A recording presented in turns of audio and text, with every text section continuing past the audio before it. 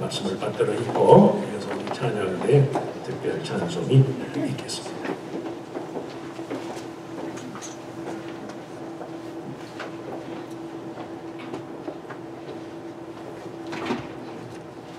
하나님 말씀을 공부하겠습니다. 밤에 일어나 두 아내와 두 여동과 여러 나라를 인도하여 야곱 나루를 건널세.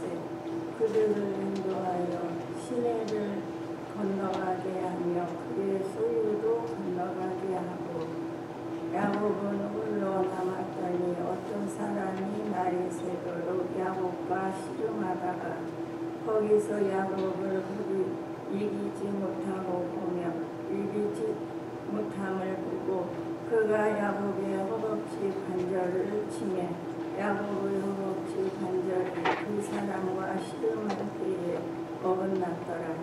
그가 이르되 날이 새려니와 나로 가게 하라. 야곱이 이르되 당신이 내게 축복하지 아니하며 가게 하지 아니하겠나이다. 그 사람이 그에게 이르되 내 이름은 무엇이냐? 그가 이르되 야곱이니라. 그가 이르되 내 이름을 다시는 야곱이라 부를 것이 아니요 이스라엘이라 부를 것이니 이는 내게 하나님과 및 사람들 겨루어 이겼음이라. 야곱이 청하여 이르되 당신의 이름을 알려주소서. 그 사람이 이르되 어찌하여 내 이름을 묻느냐 하고 거기서 야곱에게 축복한지라. 그러므로 야곱이 그곳 이름을 브니엘이라 하였으니 그가 이르기를 내가 하나님과 대면하여 보았으나 내 생명이 보존되었다 함이더라. 그가 브니엘을 지날 때에 해가 돋았고 그의 허벅지로 말미암아 절었더라. 그 사람이 야곱의 허벅지 관절에 있는 둔문의 힘줄을 쳤으므로 이스라엘 사람들이 지금까지 허벅지 관절에 있는 둔문의 힘줄을 먹지 아니하더라. 아멘.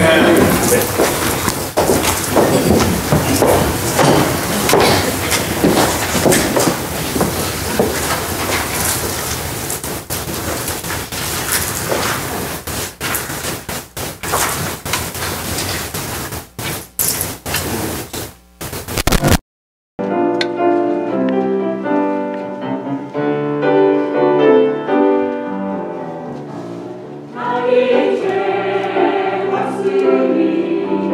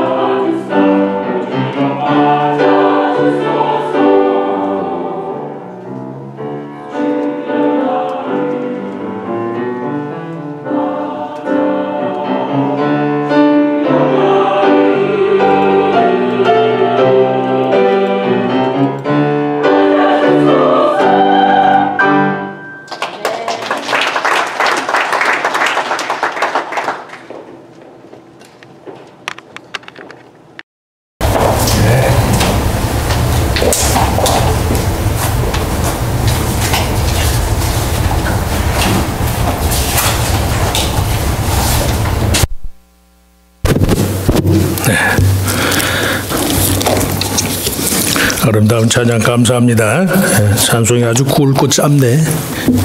굵고 짧게 아주 박력 있는 찬송. 자, 우리 같이 읽을 말씀을 가지고 하나님을 만난 사람들 시리즈 설교 오늘은 8번째 이스라엘 12지파의 족장인 야곱에 관한 말씀을 좀 나누려고 해요. 야곱은 홀로 남았더니 하는 제목으로 같이 은혜를 나누고자 합니다. 시애틀에 가면 워싱턴 주립대학교가 있는데 워싱턴 주립대학의 임상심리학 교수인 폴 퀴네트라는 사람이 교수인데 낚시에 관한 책을 산문집인데 피싱 레슨, 낚시를 위한 교훈, 그런 책을 썼어요. 인생을 낚시와 비유를 해서 다양한 교훈을 주는 그런 책이에요. 무지한 낚시꾼과 입씨름을 벌이지 말아라. 그대는 얻을 게 없고 그는 잃을 게 없다. 낚시를 모르는 사람하고 디스커션을 하지 말래. 그 낚시를, 고기를 잡아본 그 재미를 모르는 사람이 뭔들 이해를 하겠어요. 그러니까 그냥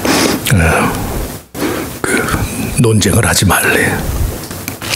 중년의 즐거움, 사람이 나이가 좀 먹으면 중년의 즐거움 가운데 하나는 멋진 물고기를 놓쳐도 화를 내지 않는 것이다. 젊어서는 그냥 조그만 손해 보면 그냥 핏대를 세우고 하지만 그러려니 또 오려니 하는. 나쁜 사람과의 교제에는 좋은 낚시가 없듯이 좋은 사람과의 동행에 나쁜 낚시란 없다. 믿음으로 사는 성도들이 어울리면 금방은 아니래도 좋은 것을 얻게 돼요. 믿음 없이 사는 사람들은 겉은 화려한데 그 화려한 중에 알맹이가 없잖아요. 그러니까 세상적인 재미는 무미하지. 물고기를 상냥하게 대해라. 별의별 말이 다 있어요. 물고기를 상냥하게 대해라. 그들은 함부로 대접받으려고 강물과 호수에 있는 게 아니다. 물고기를 먹으려면 재빨리 확실히 죽여라. 네가 만약 물고기라면 어떻게 죽고 싶을지를 생각해보고 그렇게 죽여라. 물고기를 놔주려면 제대로 얼른 놔주어라.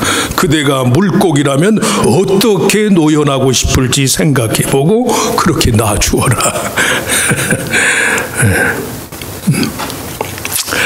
낚시는 시간과의 싸움이다. 손목시계가 지시하는 시간을 벗어나서 자연의 시간에 자신을 맞추는 것이 낚시의 매력이다. 맞는 말이죠. 낚시에 빠진 사람들을 보면 확실히 그런 재미가 있는 것 같아. 손목시계가 지시하는 시간을 벗어나서 자연의 시간에 자신을 맞추는 것이 낚시다. 그게 인생을 사는 지혜래요, 지혜. 저도 잘 모르겠지만. 삶의 기회는 우연처럼 다가오지만 그 기회를 내 마음대로 만들어낼 수 없다는 사실을 깨닫는 데 있어서 낚시가 주는 교훈만큼 효과적인 게 없어요. 낚시를 저도 해보진 않아서 모르겠지만 보는 것만으로도 그런 교훈이 있는 것 같아. 인생이 기회잖아요. 그러나 그 기회를 우리 마음대로 만들 수 있나요? 그건 아니지. 그래서 낚시가 믿음의 삶과 유사한 점이 많아요.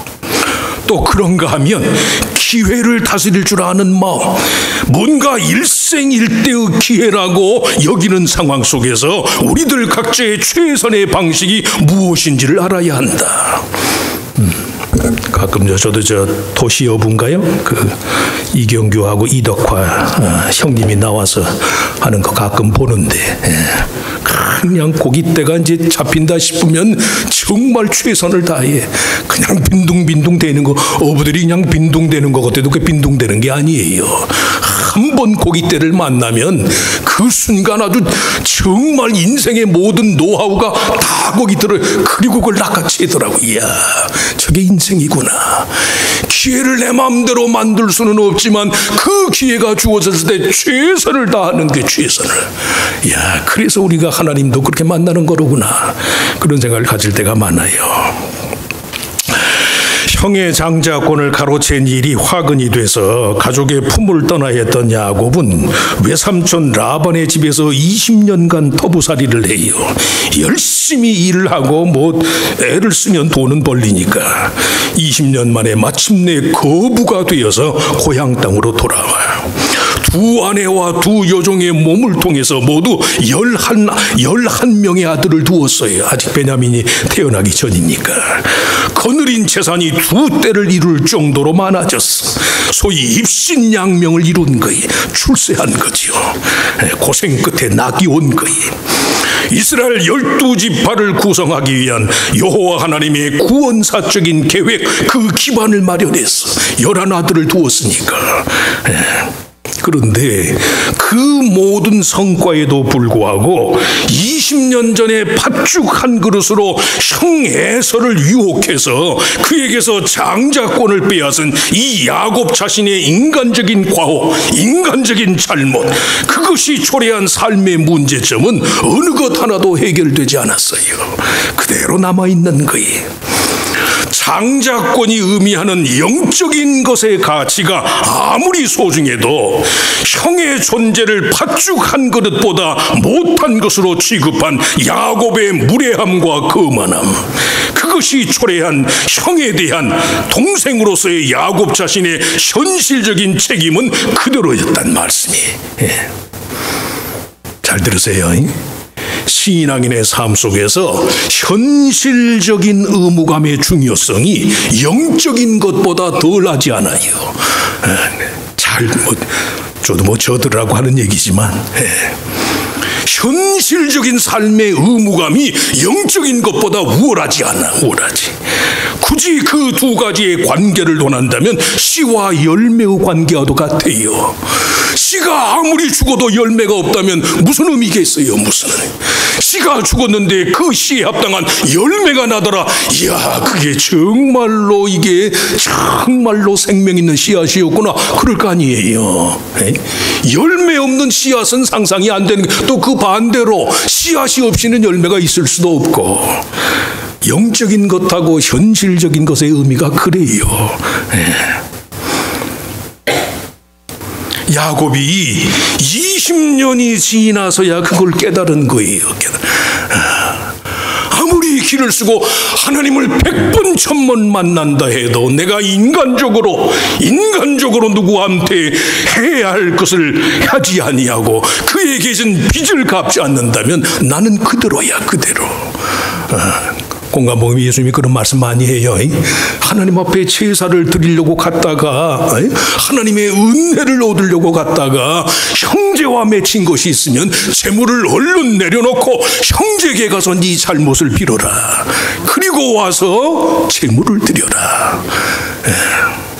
영적인 것과 현실적인 것이 씨앗과 열매, 씨앗과 열매. 그걸 야곱이 20년 만에 깨달은 거예요. 위기라고 부를 수밖에 없는 절박한 삶의 상황 속에서 야곱은 세 가지 면에서의 중대한 만남을 체험했어요. 첫째, 20년 만에 다시 찾아온 그의 인생의 위기, 인생의 기회 앞에서 야곱은 자기 자신을 정직하게 대면한 거예요. 자기 자신. 이미 말씀했어요. 성도가 하나님과의 대면을 100번 1000번 이루어도 자기 자신을 정직하게 마주대하지 않고는 하나님의 은혜 안에서의 삶을 온전히 이룰 수가 없어요. 네 자신을 알아라. 네 자신을 알아라. 인생을 착시하듯이 우연이나 자연의 법칙에 내맡기는 식으로 살 수 없는 이유이기도 해. 외삼촌 라반의 집에서 20년간의 터부살이를 끝내고 고향으로 돌아오는 길에 형 에서와의 화해를 위해서 미리 사자를 보내서 형에게 용서와 은혜를 청해요. 그런데 그 사자들의 대답이 에서가 지금 400명의 군대를 이끌고 야곱에게 지금 다가오는 중이다, 그런 보고를 받잖아요. 20년 동안 나를 속이고 내 장자권을 빼앗아간 이 야곱이 돌아온 데간 에서가 가만히 있겠어요? 400명의 군대를 거느리고 이놈의 자식 이제야 한번 본때를 보여야겠다 그러고 오는 거 아니. 그 소식에 접한 야곱의 두렵고 답답한 마음이 주는 교훈이 바로 오늘 우리가 읽은 본문의 내용이, 하나님께로부터 받은 온갖 영적 은혜의 결실이 인간관계에서의 화해와 일치, 연합으로 나타나야 하겠기에 그 일을 이루는 과정 내내 우리들 자신에 대해서 두렵고 답답한 현실 상황에 대한 경험이 필수적이라는 말씀이에요. 저나 여러분이나 우리들 대부분이 믿음에 수반되는 구체적인 현실에 대한 책임감으로부터는 자유롭기를 바라요. 신앙이 자라고 열매를 맺어야지. 믿음의 일관성이 있고 그만한 세월이 지났으면 정말 성도로서 교회로서 열매가 있어야지. 열매가 있으려면 씨가 있어야 될 거 아니에요. 성도의 삶의 씨는 뭐겠어요? 하나님의 말씀이지. 말씀을 배워야지. 말씀을. 그거 내가 몇십 년 교회 생활에 다 압니다. 알긴 뭘 알아요, 뭘. 구약의 책 제목이 어디 있는지도 모르는데 배우세요. 기분 나쁘지만 제가 배우세요 그러면 아멘 하세요. 배우세요. 뭐 유치하게 뭐 교회가 학교인가? 학교예요, 학교. 예수님은 평생 배우셨는데, 평생. 하나님의 아들이시래도.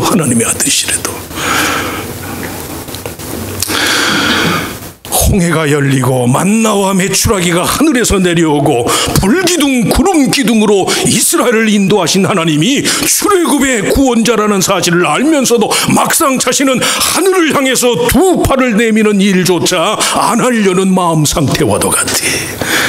현실적인 책임을 등한시하는 믿음 생활은 그와 같다는 말씀이. 야곱은 홀로 남았더니, 인간은 누구나 자기가 정말로 혼자라는 사실로 인한 두렵고 답답한 마음을 겪어내야 돼요. 그거 피하려고 하면 안 돼. 혼자 있는 게 외로우니까 자꾸 사람들하고 어울리는 것만 좋아하는 분들이 있어요. 정상적이고 건전한 교제 생활 말고 자기 자신을 홀로 대면하는 것이 두려우니까 혼자 있는 걸 견디지 못하는 분들이 많더라고. 조금 힘들고 괴롭더라도 그걸 견뎌내는 거예요. 내가 이거밖에 안 되나? 내가 이렇게 앞뒤가 안 맞는 사람인가? 전부 다른 사람은 이래서 잘못, 자기는 그보다 더 큰 잘못이 있는데.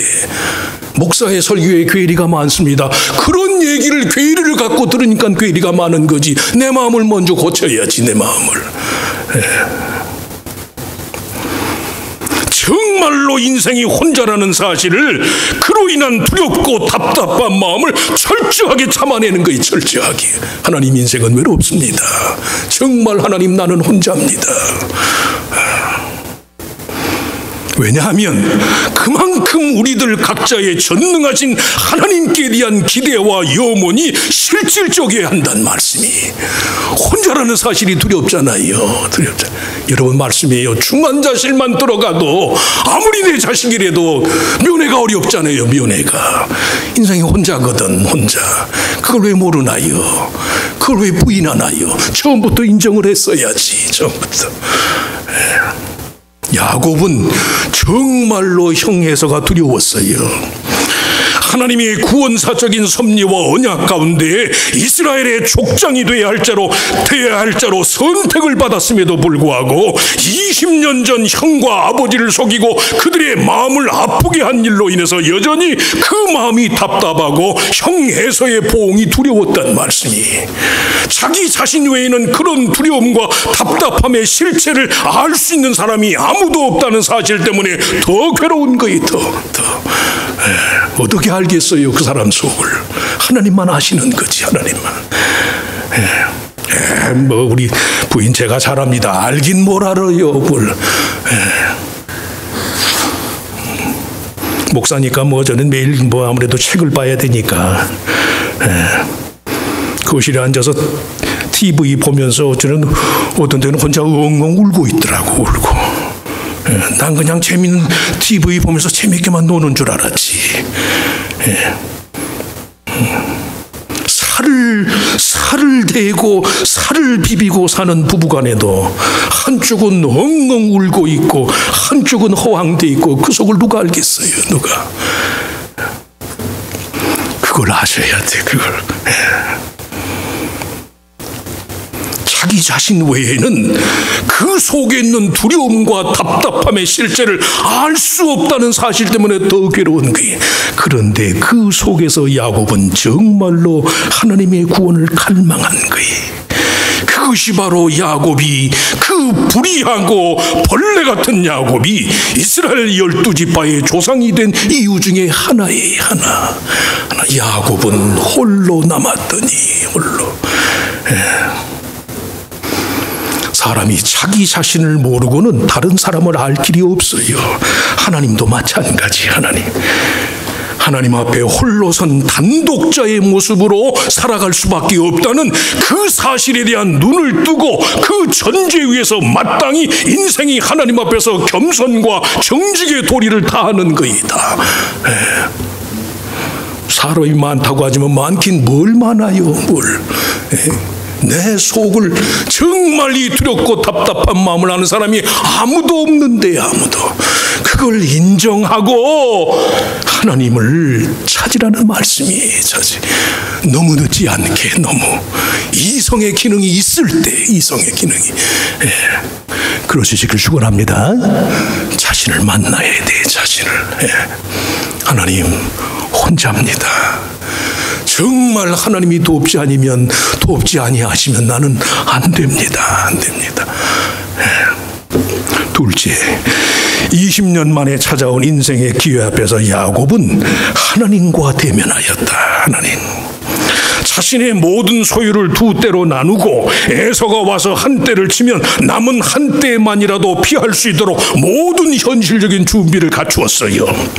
그럼에도 불구하고 야곱은 그 밤에 홀로 남아 밤이 맞도록 천사의 모습을 가정한 하나님과 기도로 씨름을 한 거예요. 홀로 남은 자로서 야곱의 기도는 그의 기도가 여러 가지 현실적인 대안 가운데서 가장 우월한 것이다. 그걸 보여주는 거예요. 모든 현실적인 대안을 다 갖추고 난 이후에도 여전히 구해야 할 것이 하나님의 은혜더라. 하나님의 은혜. 소유의 절반을 희생할 것을 각오하였음에도 불구하고 야곱은 여전히 하나님께 구했어요. 준비성 없이 그저 우연과 행운에 의지하는 마음으로 드리는 게 기도가 아니, 사람이 고려할 수 있는 모든 현실적인 대안에 대한 그 준비의 최종적인 단계가 기도예요. 기도. 다 한 후에 다 한 후에 최선을 다하는 심정으로 최고의 것을 준비하는 것이 그게 기도의 동기라는 말씀이에요. 그래서 기도를 인치십니다. 요새 우리가 요한계시록 말씀을 묵상하는데 인치는 것이 기도의 기도. 하나님, 마지막 인을 쳐주시옵소서. 내가 이렇게 할 수 있는 건 다 하였습니다. 그러나 이 연약한 나를 하나님 인쳐주시옵소서. 그게 기도예요. 그게 기도. 바쁘고 뭐 지금 신경 쓸 일이 많아서 교회를 못 갑니다. 기도 생활 못. 바쁘니까 기도하셔야 돼. 바쁘니까. 믿으시면 아멘. 시간이 없으니까 기도하셔야 돼. 기도. 왜? 인침을 받기 위해서. 인침을. 야곱이 홀로 남아 그리고 혼자라는 이유 때문에 두렵고 답답한 마음으로 드린 기도는 자신의 생각과 기억력의 강화를 위한 것이었어요. 기도하는 자기 자신은 누구이고 자신의 기도를 들으시는 분은 과연 누구인지를 알고자 한 거예요. 하나님이 어떤 분인지에 대한 올바른 이해가 있어야만 우리의 기도의 능력과 효과가 보장이 되니까. 기도의 대상이신 하나님께 대한 우리의 이해가 바르지 않고는 기도는 물론 신앙생활 자체가 불가능해요. 야곱의 씨름의 내용은 한 가지: 당신이 내게 축복하지 아니하면 가게 하지 않겠습니다. 당신이 내게 축복하지 아니하면. 이 말은 앞선 야곱 자신의 하나님께 대한 호칭, 나의 조부 아브라함이 하나님, 나의 아버지 이삭이 하나님. 오늘 읽지는 않았지만 32장 9절 말씀에 보면 야곱이 또 이르되 내 조부 아브라함의 하나님, 내 아버지 이삭의 하나님 여호와여. 야곱이 그렇게 하나님을 불러요. 이스라엘 백성의 가장 태고적이고 가장 원시적인 하나님께 대한 이해를 반영하는 거예요. 여호와 신앙 야위즘이라는 국가적인 단위의 유일신 신앙 체계가 형성되기도 전에 아브라함과 이삭의 이름으로 칭하던 부족민들의 신, 가족 신앙의 대상이신 하나님을 찾는 거예요. 하나님. 인생 최대의 위기 가운데 야곱이 불렀던 신의 이름이 무엇인가? 내 아버지 하나님, 내 할아버지 하나님. 잘 들으세요. 고대 이스라엘 민족의 하나님에 대한 원체험이다. 신학자들은 그렇게 말해요. 원체험. 나의 조부 아브라함의 하나님, 나의 아버지 이삭의 하나님과의 연계성 하에서 자신에게 복 주시기를 간구하는 야곱의 기도는 은혜의 약속을 받은 자로서의 자기 자신에 대한 이해예요. 이해. 야곱 자신에게는 공로가 없을지라도 그의 조상인 아브라함과 이삭을 통한 은혜의 연결고리를 붙잡았단 말씀이 미신적인 요소 같지만요, 기도를 포함한 모든 인간의 종교 행위의 근간에는 은혜의 연결고리가 있어요. 연결고리가.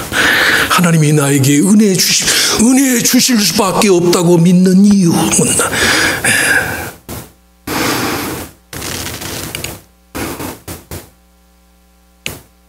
어떤 사람은 야곱이 밤이 맞도록 한 사람 천사와 씨름하였는데 그 천사가 하나님이라고 말하는 오늘 본문의 내용을 이게 너무 신인 동형론적이다, 신에 대한 너무 인간적인 관점을 부여하는 것이다라고 비판하는 사람들이 많아. 그럼에도 불구하고 야곱의 경우처럼 조상과 부모들이 자녀들에 대해서 갖는 신적 은혜의 연결고리의 의미를 아무도 부인하지 못해요. 야곱은 나의 조부 아브라함의 하나님, 나의 아버지 이삭의 하나님에 대한 이해를 갖고 하나님과 더불어 씨름하기까지 그가 주실 복을 위해 기도할 수 있어서 이 야곱의 체험이 이스라엘 민족의 원체험이에요. 그날 밤 하나님이 야곱의 이름을 이스라엘로 바꿔주었잖아. 그 이스라엘이라는 이름이 지금 유대 민족의 이름이라는 말씀이에요. 믿음의 조상을 둔 이유 한 가지 때문에 이스라엘 백성은 누구나 야곱처럼 하나님과 사람과 더불어 겨루어 이긴 자로서의 삶을 살게 되는 거예요. 하나님을 붙잡고 하나님과 씨름했다는 게 말이나 되는 소리예요. 그러나 아버지 하나님, 할아버지 하나님을 믿는 그 자식의 믿음, 그 자손의 믿음이 이런 특권을 얻게 되는 것이다. 성경이 그걸 말하는 거거든. 그래서 자주 말씀하지만 부모는 자식의 거울이에요. 거울. 마음 아프지만 내 어머니 내 아버지가 눈물을 흘리며 인생의 우여곡절을 지날 때 내 어머니 내 아버지가 누구를 찾았는가? 그 자식이 그 아버지 어머니 나이가 되면 그분을 찾아요. 그분을.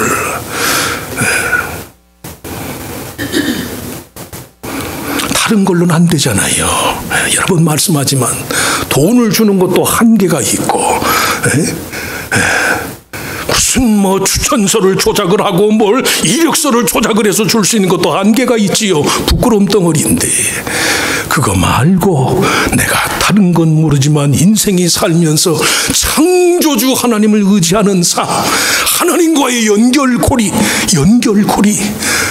이걸 자식에게 줄 수만 있다면 고기를 사주는 것보다 고기 잡는 기술을 가르쳐주는 거지요. 인생을. 그 하나님을 야곱이 찾은 거예요. 누구를 붙들겠어요? 누구를? 부모의 이름으로 저와 여러분이 항상 하나님 만나는 일에 앞장서야 하는 이유야. 이유. 정말 인생의 위기에 내 자식이 붙들 수 있는 끈 하나쯤은 줘야 할 거 아니에요. 줘야. 돈 가지고는 안 된다니까요. 경험들 하셨겠지만. 은혜의 연결고리가 되시길 축원합니다. 내가 붙들었던 하나님을 너도 인생사 외로울 때 그 하나님을 붙들어라. 그 하나님. 마지막으로 야곱은 마침내 형 에서를 대면해요. 자기 자신을 대면하고 하나님을 대면하여 복을 구하여 얻은 야곱이 20년간의 원한 관계를 끝내기 위해서 형 에서를 찾아갔던 날에 관해서 성경이 뭐라고 말해? 33장 창세기 4절. 에서가 달려와서 그를 맞이하여 안고 목을 어근 맞추어 그와 입 맞추고 서로 우니라. 400명의 군대를 거느리고 지금 자신에게로 쫓아온다는 보고를 받았거든요. 그런데 그날 밤 야곱이 자신을 만나고 하나님을 만나고 그리고 다음 날 아침 형을 만났더니 에서가 달려와서 그를 맞이하여 안고 목을 어근 맞추어 그와 입 맞추고 서로 우니라. 그 전날 허벅지 관절의 힘줄이 상할 정도로 하나님과 더불어 기도로 씨름하였던 그 야곱의 기도는 형 에서의 분노의 손으로부터의 현실적인 구원을 위한 것이었지만 그 기도에 대한 하나님의 응답은 구원을 넘어서 사랑과 화해의 입맞춤을 가능케 하였더라. 20년간에 맺어진 절천지 원수 관계를. 신앙인의 삶 속에서 모든 인간관계가 하나님께 대한 참된 경외심과 믿음을 토대로 하는 것이야만은 이유가 바로 여기 있단 말씀이에요. 하나님의 복을 받은 야곱의 이름 자체의 변화가 의미하는 것처럼 복을 받은 자로서 내 인격의 변화가 전제되지 않은 상태에서의 화해는 또 다른 불화의 여지를 제공할 뿐이에요. 우리 가서 화해하고 이제 잘 삽시다. 화해하러 갔다가 싸우고 오는 사람들이 대반이에요. 야곱 스스로 고향 땅으로 돌아가야 한다는 하나님의 명령을 도외시했다면 20년의 세월이 지난 후 여전히 자신의 목숨을 노리는 형 에서와의 화해를 위한 두렵고 답답한 현실을 맞이할 필요조차 없었을 거예요. 그러나 야곱의 삶의 모든 과정이 하나님의 뜻을 따라 그의 변화된 인격과 이름으로 하나님이 친히 이스라엘 나라를 세우기 위한 것이었기 때문에 그래서 야곱처럼 내 식으로가 아니라 하나님의 뜻에 따른 삶의 열매를 거두기 위한 그런 거룩한 목적의식에 매일 때 하나님이 비로소 서로의 마음을 움직여 주시는 거예요. 인간관계가 다 그래. 다 남 탓할 필요 없어요. 네가 잘했네, 그 사람이 잘했네 할 것도 없어. 따지는 건 믿음 없는 사람들이 따지는 거예요. 믿음 있는 사람은 뭐해요? 기도하는 거예요. 기도. 하나님을 만나는 거예요. 내 생각을 바꿔주시옵소서. 이런 아무것도 아닌 말 한마디에 마음 상하는 내 마음을 하나님 강하게 해주시옵소서. 저 사람만 만나면 괜히 나 피해의식이 더 컴플렉스가 되는데 하나님 내게 복을 주시옵소서. 당신이 내게 축복하기 전까지는 내가 결코 놓을 수 없습니다. 이렇게 하나님께 복을 받으니까 아직껏 두려울 거 뭐 있나요? 전능하신 하나님이 나와 함께 하시는데. 지금 말씀한 것처럼 낚시와 믿음이 다른 것은 공통점도 있지만 낚시는 우리로 하여금 우연의 시간표를 따르도록 한다. 그러나 믿음은 하나님에 의해 정해진 시간표를 따르게 한다. 낚시와 믿음의 공통점. 다 늦은 시간에도 물고기가 떡밥을 무는 것과 같은 기회는 언제든지 찾아온다. 낚시란 게 그렇잖아요. 낚시란 게 언제 물지 몰라. 물고기 떼를 언제 만날지 몰라. 수중 탐지기가 꼭 별의별 게 있어도 안 되는 건 안 돼요. 그 때가 있단 말씀이. 다 늦은 시간에도 물고기가 미끼를 무는 것과 같은 기회는 여전히 찾아와요. 고기의 입질이 늦었다는 이유로 추를 문 고기를 방류하거나 낚싯대를 접어버린 사람은 없어요. 도시여보 보니까 이덕화 형이 안 그러더라고. 끝까지 기다리더라고. 끝까지. 이경규도 안 그러더라니까. 그 설렁설렁 하는 사람 같은데 안 그래요. 안 그래. 이야, 입질이 늦었다는 이유로 추를 문 고기를 방류하거나 낚싯대를 접어버리는 그런 어부는 없어요. 우리들 스스로 하나님의 말씀을 물고 그의 은혜를 구하는 자가 돼야 돼. 고기가 안 물면, 행운이 나를 안 찾아오면 내가 하나님의 말씀을 물으면 되지. 믿으시면 아멘. 말씀을 물으세요. 물으시라고. 우리들 스스로 하나님의 말씀을 물고 그의 은혜를 구하는 자가 되어야 한다. 언제든 주님이 주신 삶의 기회를 최고로 선용하기 위해서 자신과 하나님 그리고 이웃을 진실하게 만나야 한다. 나 자신이 얼마나 형편없는 사람인가, 얼마나 나 자신이 외로운 사람인가, 얼마나 내가 대책 없는 사람인가, 그 모습이대로 하나님 만나는 거예요. 하나님. 그리고 그 하나님을 부르는 거예요. 내게는 공로가 없지만은 내 믿음의 조상인 내 부모가 믿지 않는다면 내가 믿는 예수 그리스도가, 그리스도 안에서 우리가 하나님의 의를 심입는 거니까 하나님 내일은 의가 없습니다. 내가 믿는 그리스도가 이 모든 나의 불의와 죄를 담당하셨습니다. 그 예수님이 나의 하나님 어찌하여 나를 버리십니까? 그 하나님이, 그 예수님이 찾은 하나님을 우리도 찾는 거예요. 하나님 만나시라고. 그리고 형제를 보면 불쌍할 뿐이에요. 저도 나그네고 나도 나그네고, 저도 한 줌 채로 사라질 자고 나도 한 줌 채로 사라질 자.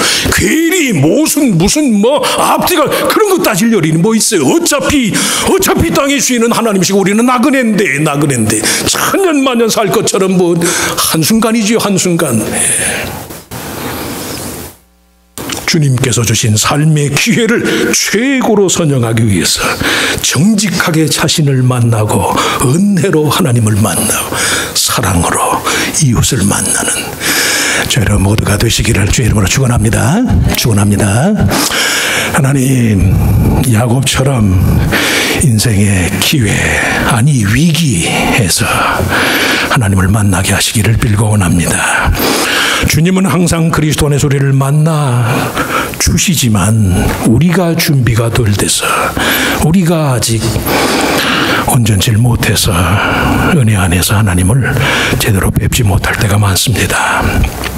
야곱처럼 홀로 외롭고 괴롭고 힘들지만 그것이 정말 생명의 원천 되신 하나님을 만나는 유일한 길임을 알고 나 자신의 부족하고 불의하고 모자라고 이 형편없는 나 자신을 하나님 앞에 바르게 인정하고, 하나님 그럼에도 불구하고 그리스도 안에서 하나님이 나를 불쌍히 여기시고 은혜와 복을 주시는 것을 내가 믿습니다.